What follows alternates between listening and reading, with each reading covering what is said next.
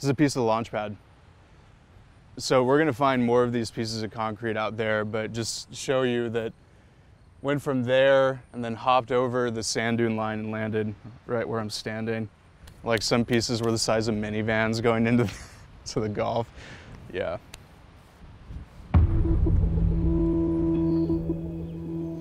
Boca Chica is a special place.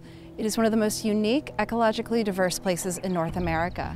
It is a hemispheric meeting place where millions of migratory birds move through every year, and 10 threatened or endangered species call this place home, including the Aplomado falcon, the ocelot, and 5 species of sea turtle.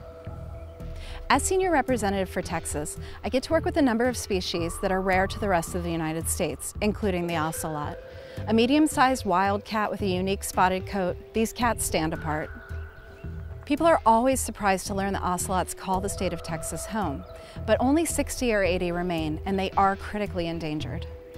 The greatest threat to their survival today is loss of habitat due to burgeoning development. Here in the Lower Rio Grande Valley, we're seeing rapid changes in our environment as we are having urbanization and suburbanization of these landscapes. So with that, we're seeing the loss of thorn forest, and we're also seeing a greater density in the network of roads. Along with expanding development, we have some unique challenges on this landscape. Private space exploration, liquid natural gas terminal development, and the border wall all create unique challenges to ocelot conservation. So we're at Boca Chica Beach. This has always been known as like the working class beach, Brownsville's beach. At one time this area was an untouched coastline, and that's very quickly changing. And I liked coming out here because it was so quiet and all you could hear was those waves. You're no longer on a beach anymore, you're now in a factory, you know, for lack of a better word. I'm Gage Davila. I'm a reporter for Texas Public Radio based in the Rio Grande Valley, and I've been reporting on SpaceX since 2019. This area is my home.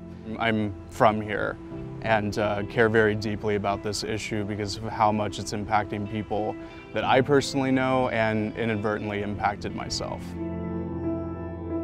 SpaceX's experimental launch site is surrounded by National Wildlife Refuge, state parks, tidal flats, and public beaches. And they are launching some of the most powerful rockets to ever leave the planet. Already, they've had significant impacts on the fragile lands around this launch pad as they have started wildfires and cast debris far and wide into these lands. This site only continues to grow quite literally daily, weekly. When you develop in that area is centuries or even millennia worth of history of the native people of this land, the Carrizo Comecrudo tribe, and you're destroying some extremely sensitive habitat and environment that has quite literally been here for hundreds to thousands of years, that is only now being addressed, but for the most part it's much too late. My name is Christopher Basaldu. I live here in Brownsville. I grew up here in Brownsville and in Corpus Christi, Texas. I am Ixtocna, a human being and a member of the Carrizo Comecrudo tribe. This area is considered to be very sacred. This is our ancestral site, and Boca Chica Beach, the mouth of Boca Chica, literally the little mouth of the Rio Grande, of this big river. This is a creation site of our people, and SpaceX is desecrating it. And they're doing it all without any consultation. And of course, all of these projects are happening without our consent. It's ridiculous. There's no regard for real life, for human life, for the connection between human life and the rest of the environment that's around.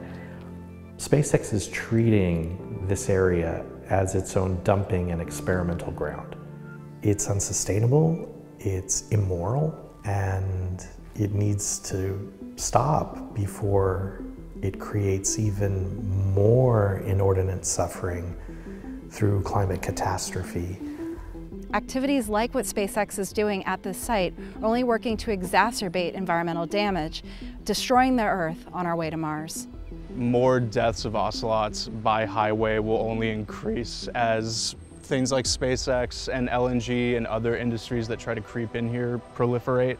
And a lot of damage is done. I mean, how can this ecosystem recover while this industry is still here?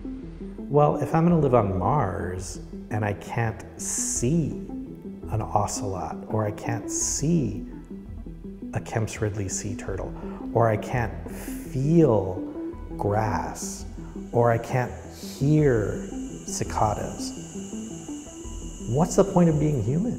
What is the point of being alive? Because the site is so important to a number of endangered species as well as migratory birds, it is important that we halt this experimental rocketry operations so that we can initiate a new environmental assessment.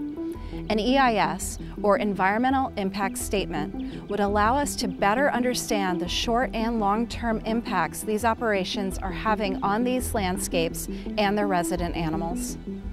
I believe we should not be going to Mars at the detriment of our own planet.